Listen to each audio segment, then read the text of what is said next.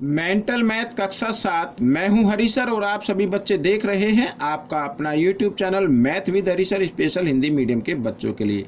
तो बच्चों आज हम कर रहे हैं सरल समीकरण। जी हाँ, सरल समीकरण का अगला भाग। ठीक है, काफ़ी दिन से नहीं किया था तो आज हम करने वाले हैं।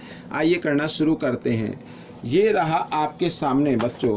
तो सबसे पहले मैं आपको बताना चाहता हूँ कि इसको पहले जूम आउट कर लेते हैं थोड़ा सा। ठीक है, अब चलो ठीक है। देखो प्रश्न नंबर 43 क्या कहता है। प्रश्न नंबर 43 कहता है एक छात्रावास के भोजनालय में 50 किलोग्राम चावल प्रतिदिन इस्तेमाल होता है। कितना? 50 किलोग्राम। और यदि प्रत्येक छात्र को 400 ग्राम चावल मिलते हैं तो छात्रावास में छात्रों की संख्या बतानी है। भाई कितनी बतानी है? छात्रों की संख्या बतानी है। तो सबसे पहले ये जो 50 किलोग्राम है ना ये प्रतिदिन इस्तेमाल होते हैं। ठीक है, तो यहाँ पर मैं लिख देता हूँ प्रतिदिन चावल का इस्तेमाल कितना? 50 किलोग्राम। या इस 50 किलोग्राम के ग्राम बना लो, इसके पीछे 3 जीरो लगा दो, हो गए ग्राम। ठीक है ना, ये हो गया। अब एक बच्चे को चावल कितने मिलते हैं? 400 ग्राम। ठीक है, एक छात्र को चावल मिलते हैं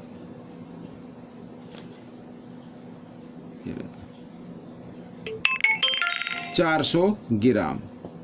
ये ठीक है। अब छात्रों की संख्या निकालनी है तो बहुत ही आसान है। छात्रों की संख्या कैसे आएगी? कुल चावल को जो प्रतिदिन लगता है उसको भाग कर दो जो एक छात्र को मिलता है। ठीक है, उससे तो छात्रों की संख्या आ जाएगी। तो 2 जीरो से 2 जीरो कट गई, 4 से काट देते हैं।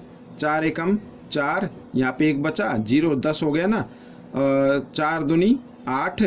ठीक है, 2 बच गया और 0 20, 4 पंजे 20। तो छात्रों की संख्या कितनी आ गई? 125। ये आपका उत्तर बन गया। ठीक है, प्रश्न नंबर 44 क्या कहता है? देखो, यदि किसी भिन्न का अंश उसके हर से 7 कम है। ठीक है भाई, कम क्या है? अंश किससे? हर से।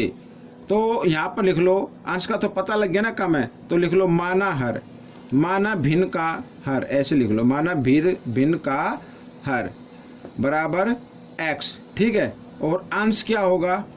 अंश तो भाई दिया हुआ 7 कम है, हर से तो हर तो x है, इससे 7 कम ये हो गया, घटा 7 हो गया।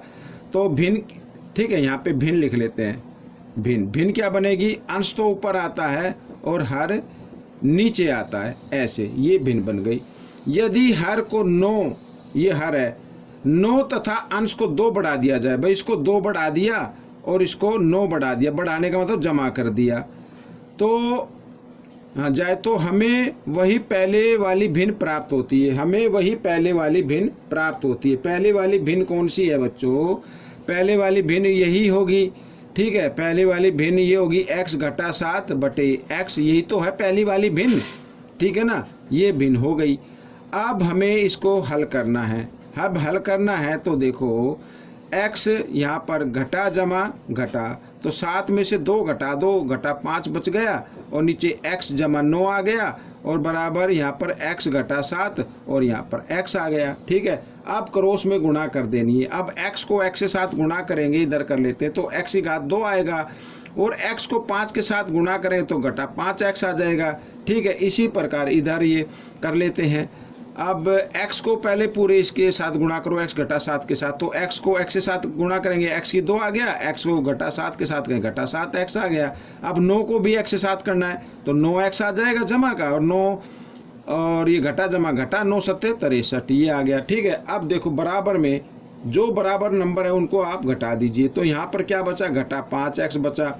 और ये देखो जमा घटा घटा होते हैं, तो 5 में से बच्चों 9 में से 7x घटा दो, तो 9 में से 7 घटाएंगे तो कितना आएगा? 2x आएगा, और वो भी बड़ा आएगा ना, बड़े नंबर के सामने जमा का है, जमा का आएगा तो 2x इधर जमा का बराबर के साथ इधर आएगा तो घटा का हो जाएगा, और बराबर इधर क्या बचा? 63, घटा 63। ठीक है, अब घटा 5 और घटा 2, घटा 7x आ गया और घटा 63।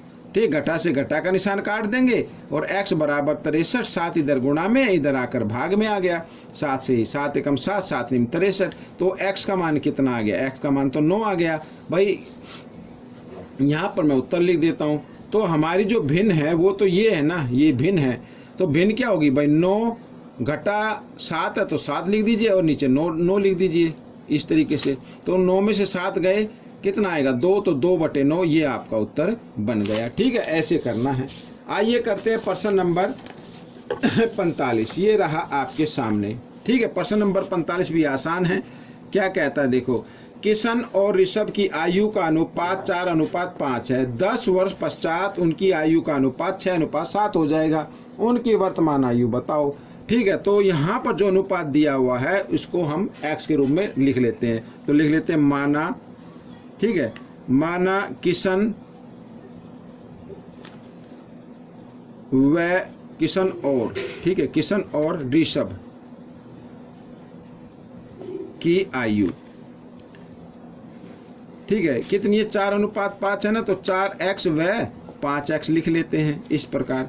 तो प्रश्नानुसार कर लेते हैं। प्रश्नानुसार क्या कहता है, 10 वर्ष बाद।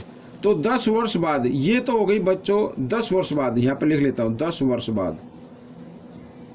10 वर्ष बाद किशन की आयु क्या हो जाएगी, किशन की आयु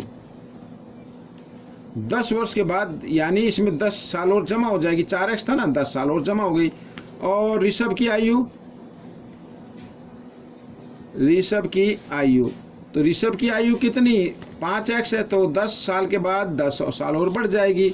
लेकिन कहता है कि उनकी आयु का अनुपात 6:7 हो जाएगा। आइए कर लेते हैं।